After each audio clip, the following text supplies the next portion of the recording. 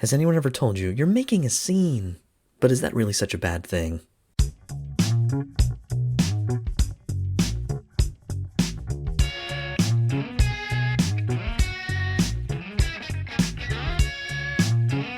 That music means it's time for the Gracious Guest Show, the Gracious Guest Podcast, and I am your one and only Gracious Guest Podcast host, Mike Creevy, sitting here at my little Blue Yeti Nano microphone. That's the small one, just in case you weren't aware of that. I do recommend this mic, by the way. It's working pretty well for me, but at any rate, here we are with episode 74 coming at you, and this one's going to be a little bit different. One of my top three countdowns. I do these top three, top five, whatever. The thing is, they're not necessarily in order, and sometimes it's not so much top three, it's sort of the most interesting three or most enjoyable three or five or whatever it is of that particular thing kind of right now. So this can change. But, I was thinking there's just something about making a good entrance, something that, we want to make a good impression at work, at school, wherever we are. It's human nature. But not just that, there's something about making a really memorable entrance that for some reason can become important for us. And you may be wondering, why in the world is this something you're talking about today on this show about wonder and awe? This podcast that explores those sorts of themes in literature and movies and music and daily life and theology and philosophy, all these other kinds of things. Well, I submit to you that your entrance can have a big impact in a lot of different ways. And it doesn't always happen in real life as often as we might want it to. But I don't know, there's just something in us that really wants to lock in that moment, to kind of maybe to a somewhat of a similar degree explore what C.S. Lewis talks about a couple places in I'm thinking of The Great Divorce, when he has a couple moments where you get this really clear sense that comes from the theological tradition in Christianity too, that basically heaven, eternal life, the glory that we're all meant for is this sort of eternal now, this forever experience of the perfect moment, what has been described some places as the still point, or the still point of perfected beings. So, you might even call it that moment, when the oven opens up and like the freshly baked goods come out. There's that split second where it's just perfection, right before you've even eaten them, where that aroma hits you, and it's just sort of them at their most perfect, And that's in a sense kind of what heaven's going to be like when we're fully perfectly baked according to exactly what we're supposed to be, So this life, responding to God's grace, learning how to suffer well, all these things that are very difficult in the moment for us are that forging period. And then, the idea is then we live forever in perfect bliss, in a full, true expression of what human nature is meant to be. So anyway, when you bring that back down, I think there's, when it comes to making a great entrance, there's I think a sense of the moment, the sense that, you don't want to let this moment slip by. You want to make this count. You want to make it memorable. You want to really kind of give people the best impression of the totality of who you are. And you only have this brief little moment to do it. And, of course, we can get obsessed with that. We can kind of overplay that, either as the person trying to make that good impression, make that good entrance, or as the people who, might actually be kind of judgy when someone else doesn't make the best entrance or makes a mistake. And we can kind of freeze in on that and kind of judge the person entirely on that, judging a book by its cover, right? So we have this sense all throughout our sayings, our day-to-day life. Why do we say, don't judge a book by its cover? Well, because we know how easy it is to do that, to just glance at a book cover and instantly just assume you've got that the whole reality of that book figured out just from one little detail. So I think as a general principle, I would just say this topic is good to consider as far as, not writing somebody off or becoming reductionist, which if you want to go back and listen to a previous show I had on how reductionism is lame, not to mention dangerous, this is maybe looking at the idea of getting away from reductionism when it comes to how we can reduce whole people, whole persons, that we run into in daily life into a quick little bullet point, based on something they say or do. So yeah, it's important to think about what we're doing, to try to put our best foot forward. But I think there's a balance there as well, both in the way we sort of live that out, and then also in the way that we respond to the way other people are living that out. So at any rate, what I want to do here now is just share with you, by way of just a fun little exploration of this, some of my favorite movie entrance scenes. Because when you have a scene in a film, yeah, you have differences in how that scene could play out depending on the person playing the role and some of those factors. But, you do have this sort of isolated environment where you can kind of arbitrarily craft a particular approach, a particular entrance into a scene for a character that can really, really communicate a lot about that character. And again, you don't want to judge a book by its cover, and sometimes things are not all they seem in films, but you do have this fun way to kind of, in this little laboratory almost, see an example of a character in a movie at least attempting to communicate something, definitive maybe about themselves through the way they enter the scene. So I really enjoy when you have really good entrance scenes for characters in movies. By the way, let me just share, these aren't even part of the three. I'm just going to give these as bonus ones. Some of my favorite movie villain entrance scenes, and that's not what I'm getting into today because these ones are a little more fun. The three I'm going to focus on. But Javier Bardem's entrance scene in Skyfall, which is pretty chilling. Just that shot as he's coming across the room towards Bond. There's some great Bond villain scenes, of course. They're very classic entrance scenes. That's a particularly interesting one. Also, in Balls of Fury, when the ping pong action movie that's ridiculous, when Christopher Walken as Fang, his sort of evil bad guy character shows up and steps out, and there's this big dramatic entrance scene, and then he's just like, okie dokie artichoke, let's get started, in this very ridiculous Christopher Walken moment. So anyway, those are two fun ones for bad guys.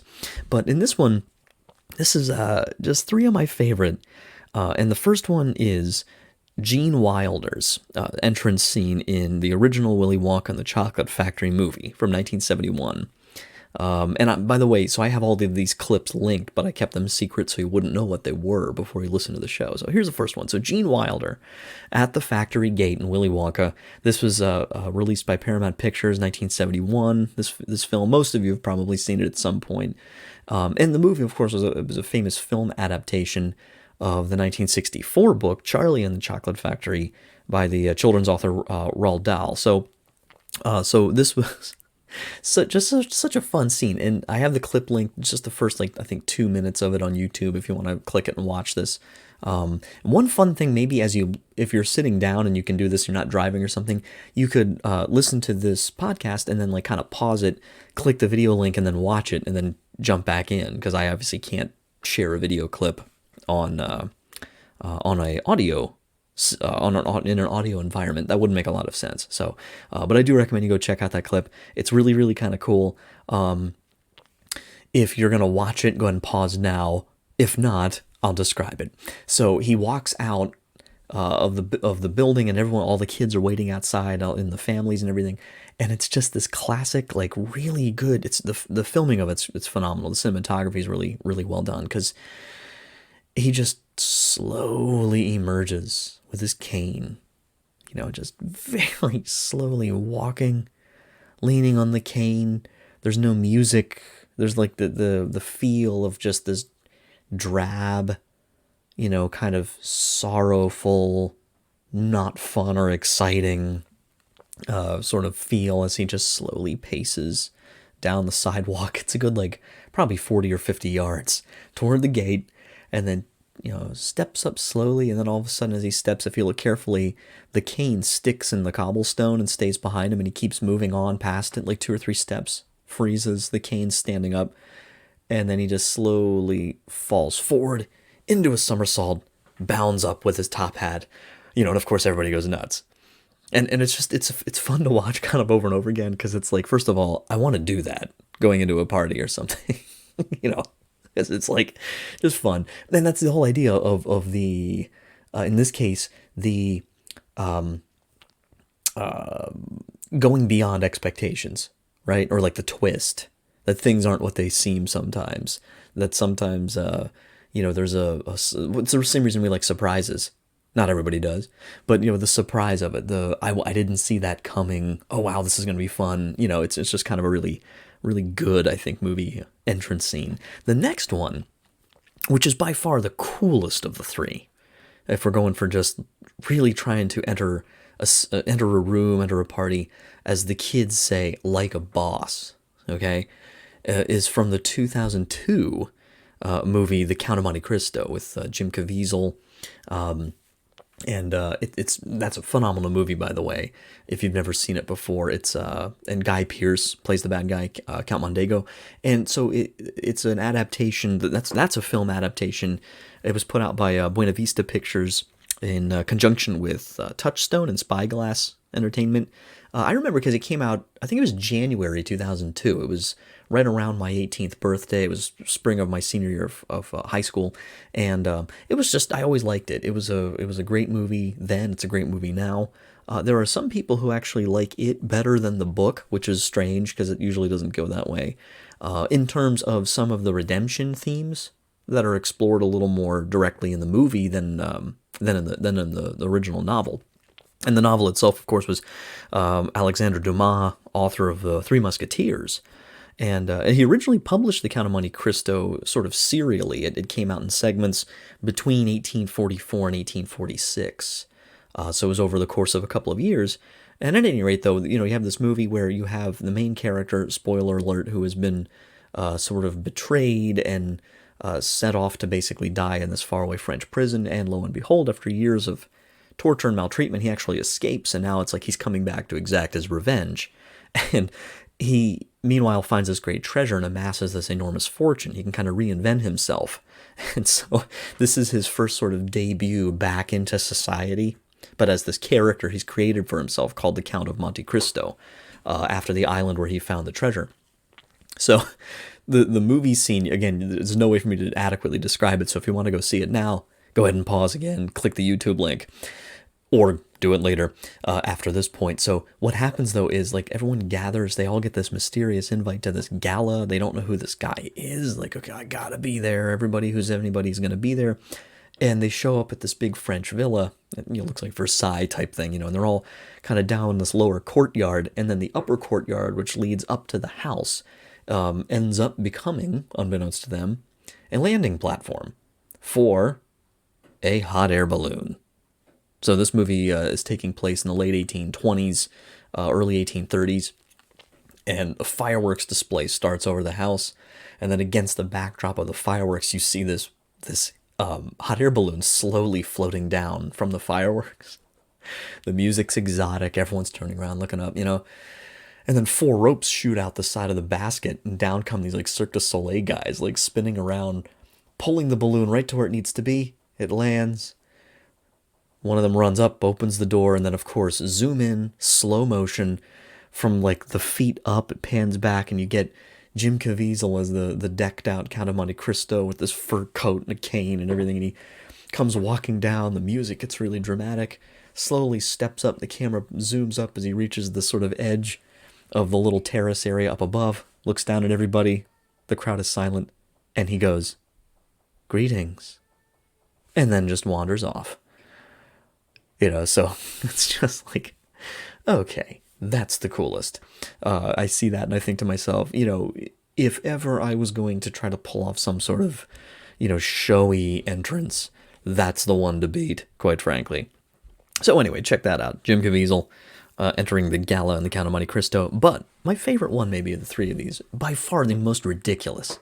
And for my money, maybe the most memorable of all, because it's just, there's no way to describe it, is Jerry Lewis entering the ball scene in Cinderfella, 1960.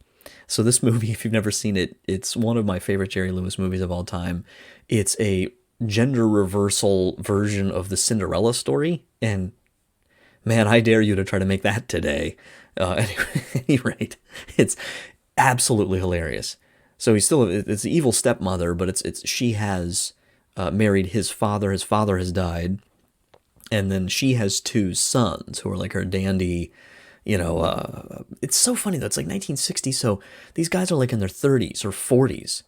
The smoking jackets and the pencil mustaches, and they have the beds in the same room, and mother walks in, good morning, mother, and she brings them orange juice or has fella, Jerry Lewis's character, bring them breakfast and cigarettes, and it's just, and they play polo with him, and it's hard to describe. It's a great movie.